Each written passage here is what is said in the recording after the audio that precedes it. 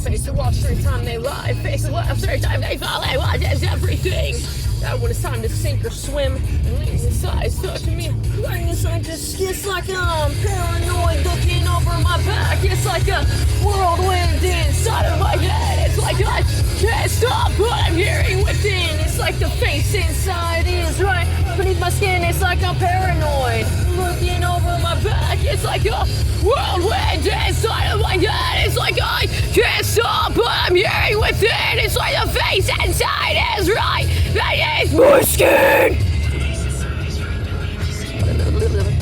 What's up, motherfucker? So I figured I would do like a video. That's a fucking sexy angle, by the way, to myself. Yeah, I made it better. What's up? Driving. Squirrels. I was thinking, what would I have been doing 10 years ago? Let's see, I'm 26. It is Christmassy. Well, when I was 16, my 16th Halloween, I was high on meth. So, and like I have a picture on MySpace. It's that old. So let's go back to that time. So at 16, I had a MySpace because like who the fuck didn't? I was obsessed with those like Sonny Moore Hot Emo Boy compilation videos. And I think that's where, like, I don't know if a lot of, like, my particular generation or people that I knew kind of got their, like, confused vibe from. Because, like, you want to be those guys, but also want to fuck those guys. But it's just, like, the feminine, masculine bullshit is, like, the androgyny, I guess you could say, is very interesting. And I think I always kind of, like, this one girl I was dating or talking to, whatever, said I looked like either Nick from Get Scared, and then so this other bitch that I was talking to, kind of, whatever, told me that I looked like the dude from Snow White's Poison Bite, which I don't know if that's a compliment or not. Like, mind you, yeah, I thought the dude was hella hot at the time, but looking back, I'm like, I don't know if that was a compliment. Just imagine me, my fat little fucking face, I mean, I still basically have that, no tattoos, I would write all over myself all the time in Sharpie. I would draw that often, and I was just about to get my first tattoo, probably around sometime this year, around this time of year, 10 years ago. I think I had gotten over, for the most part, my huge-ass crush on my now sister-in-law, which just makes life so awkward. Well, not really. I mean, it used to, but, like, I can't have a normal conversation with her without my wife being like, what the fuck are you doing, you know? What are you doing? Like, no offense, babe, if you ever actually watch any of these. I feel like you get really protective over me when it's, like, unnecessary. And then I remember around this time I also confessed my dear and dying love to my now wife, which, ha bitch, I fucking told you so. So I remember we got drunk, and of course, because I mean it was probably like, say, a Tuesday. I don't know, it was just a day. So of course we were drunk, blackout drunk. And I actually remember most of the night, so I guess we played Truth or Dare, and somehow there was, like, bananas and, like, kissing involved, and I don't even really remember. This one faggot that she ended up, like, sleeping with, Ricky or whatever, was there. And I remember I kept trying to get her out, like, meaning Sierra, outside to talk to her, you know? So, like, the biggest joke for the longest time, besides, oh, I bet you would like that, huh, Courtney? Besides that, which would automatically turn me fucking smiling, beat red, looking like an idiot, and I feel like back in the day that was just my thing because I was so shy and so like, oh my god, someone's talking to me, it's hot, whatever. Take it as you will, I give no fucks. But like, yeah, so then they'd be like, can you come outside with me for a minute? Because I kept fucking repeating that to Sierra, and then I told her like how much I loved her and shit, and couldn't live without her, blah blah blah, yada yada. So basically that happened, and then I remember I went home. I woke up the next morning, and like a couple other times I done dumb shit when I was drunk, which is like basically every time, you know. I came up there. I remember I had a suit because the jacket part of the suit, and I had like all my ties and my fingerless gloves and my chain wallets and my black skinny jeans and my Suicide Silence shirt, all that shit, all my Vans, you know, my half red, half black fucking short spiky hair. You know, but still long enough to, like, not show this part of my face, like, whatsoever. You know, and I went up there and I was like, yeah, so you basically, you know, I was listening to the Used In Love and Death album, like, all morning. I was just so psyched, you know. But then, of course, it went on and nothing became of it for like quite some time. And then I remember like there was a big falling out for a lot of reasons. And then when I was like 17, oh yeah, here we go. So when I was 17 on Christmas Eve, I texted Sierra, like, hey, what's up? Because of course I memorized her number. She's like, not much, who's this? You know, I'm like, someone you hate. And she's all, oh, Maria. I'm like, no, it's Courtney, you know? And I don't know, that was always funny. And that's how we started talking again. And then I guess she was doing driving school. And of course, last time I went to driving school, the only thing I did was hit on the cheerleaders and fall asleep. That's the only thing I did. And I don't even know how I had the confidence besides, you know, pills, of course. But yeah, I remember I couldn't stay awake, and all I did was, like, kind of terribly for these, like, cheerleaders that were in front of me. Like, I couldn't do it, you know? But then Sierra was in the fucking class, so I was like, you know, kind of made my grandma put me in that so I could be alongside of her, you know? Started to hang out and shit, and then I don't know, I was just like, this time, like, I wouldn't give up. I'm like, no, if I'm gonna have you back in my life. But it's funny as fuck because so much shit happened. We were only like apart for like 3 months, you know, like maybe August, September, October, November, December, maybe like 4 months. But since I was 15, I've basically been with her every day. But yeah, so there was like a 4-month period where I went and did my own shit and hung out with my dad a lot, and like the drinking and the drugs and the pills and the smoking and the everything was so much that it literally felt like years. You know, met a lot of people, did a lot of dumb shit, was in a band, you know. It's funny how like this one literal 6-month fucking part of my life was like the highlight of my life or whatever, I guess you could say. Or the part that I always look back to, but I think that's probably everybody. Long fucking story, not really short. But then I just, you know, driving school, all I did was like terribly hit on her, you know, and like try so hard, you know, and I didn't know what the fuck I was doing, like in every way. So it was just like, it was funny. I don't know how to describe it, but without like sounding inappropriate, because of people that are subscribed to this channel, by my own doing or volition or whatever you may call it. But basically I just tried really hard and it ended up working, and she kept me literally kind of in the closet for quite some time about like our relationship and shit. So that was basically 10 years ago. That was kind of the point, really, just like where I was at mentally. You know, I was super partying, MySpace. I was doing a lot of YouTube videos back then, you know, writing all the time, you know, just singing and doing fucking covers and doing weird random shit. Worked on a movie with my cousin. I don't think it ever got like, you know, fucking anywhere. I, you know, recorded music.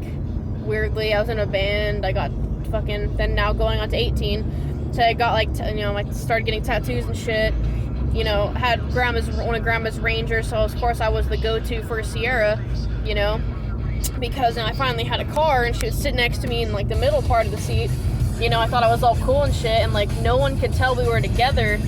And then like, I think Laura stayed the night once, and we all slept in my bed, which was super weird. I don't think anyone else would remember it, because like, why the fuck would any of you guys like remember it? Like, wow, I sounded really gay just then. I don't know why anyone else besides me would remember it, because I was like, fuck. But I was like 18 or so. I mean, Sierra had been sneaking around for a couple months, like, very well, apparently, because everyone knew I was just gay and retarded, you know, whatever. They always acted a certain way, regardless of whatever. Just saying. And, remember, I think it was the night before we were supposed to go to Mayhem Fest, and that was like the start of my pussy whipness, or whatever. We're supposed to, I don't know, I might have, no, okay. There we go. I remember, this is good for me. So the night before, we were all supposed to go to Mayhem Fest together, and then Sierra didn't want to. At the last second, I guarantee you she probably went and saw some other dude. Like, I fucking guarantee you. But, you know, we're all just, like, chilling there. And then we went to go to sleep. And, of course, she's, you know, Sierra's cuddling on me.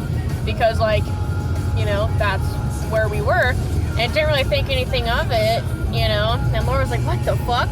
You know, so I remember, you know, she was like, what are you guys doing over there, you know? Like, faggots, like, something to that effect. But it was interesting because I felt recognized, you know? I don't know why I went like that just now. And then wake up in the morning, she has a headache, she doesn't want to do this or that, blah, blah, blah. You know, so me and Laura just go. And she said she didn't care, but of course bitch cared, so I'm sure she fucking did whatever she did. And me and Laura went, and I remember I almost killed us, like, because I was going so fast, and, like, the exit to Mountain View was, like, really fucking sharp, and I damn near basically got us all on 2 wheels making that fucking turn, or whatever. And so me and Laura went to Mayhem Fest. I totally forgot about that, and fuck, I saw, weirdly, I would always see the people that worked at Nob Hill, because they were like something for Roadrunner Records, like promotional, whatever. They were super into like Slipknot and Shadows Fall and all that shit. And then I would always see them, like, so a couple times they almost hit me with their car, like while I was walking in, and they were like coming in, I'd see them in the pit, high-five them and shit. I saw like all my kind of current ex-band members at the time, I think because they were more into Slayer. There was one dude, Alex Andrews or whatever, which he was more into the same kind of shit as me. He was like all super vegan, and I don't know if he was like straight edge or whatever, but I think he maybe went and did shit, I don't know. Everyone else was kind of disposable. I don't really remember. I remember the one dude was like older than us. That was our drummer or whatever. Just kind of liked Slayer and thrash music, and I just really didn't give a shit. But yeah, anyway, so I saw a hell of people there. It was kind of weird, you know, and of course I drove too, which was cool. You know, energy drinks, popping pills all day, you know. But that was just like my normal at the time, to be honest. Like, I'd get pills from my grandma, and that's my attitude, you know. But then I don't know how we got alcohol, or if we did, but I'm pretty sure because it was us. But we got kind of bored, or just like I was stressing about Sierra too much, and Laura obviously kind of just didn't even really super care, I guess. I don't know. So we left early, like partway through it of the Mayhem Fest, and we left and we're like, let's go fucking get tattoos, you know? Like, what could we get? So me and Laura got matching NorCal stars on the back of our fucking elbow thingies right here. And I think Sierra was really pissed about that. I want to say she was. And we're like, why'd you get matching tattoos? You know, like, I have matching tattoos, well, with Sierra now, of the ships or whatever, that I got on my wrist. And I have matching tattoos with Laura, and then I have matching Remedy tattoos with my dad. So it's like, I actually have matching tattoos with like 3 people, so that's cool. And Marilyn Manson, but we didn't get them like together, you know. I copied the fuck out of him. Same with Chris Motionless. What's up, motherfucker? 7, Broken Side. Except with the broken diamond with blood, so it's like way more brutal, you know. But yeah, and yeah, we went off and got tattoos, and then you know, I was talking to her about kind of like me and Sierra, like how she's hiding me, and she's like, that's cool, dude, you know, but blah blah blah. I don't even remember. But yeah, it was like I finally felt acknowledged for the gay little emo fuck that I was, and ever since then it's been hell. It's been up and down as fuck. I remember, I don't even know what I was doing when I was 19. I know when I was 19 is when I got this. So Sierra like let me shave my head, and I had like not the faux, it was the actual sideburn, you know, but like put the hair right here, and that would just be the sideburn. My hair was purple, shaved on the side of my head or whatever with the and I remember coming back to Nicole's apartment, and I had my head shaved, and I had the outline of this part or whatever. It was just this and like this, and Laura was like, what the fuck, dude, you know? And then I remember her boyfriend at the time was like, oh, you like that fucking faggot shit, so you probably think Courtney's hella hot now, huh?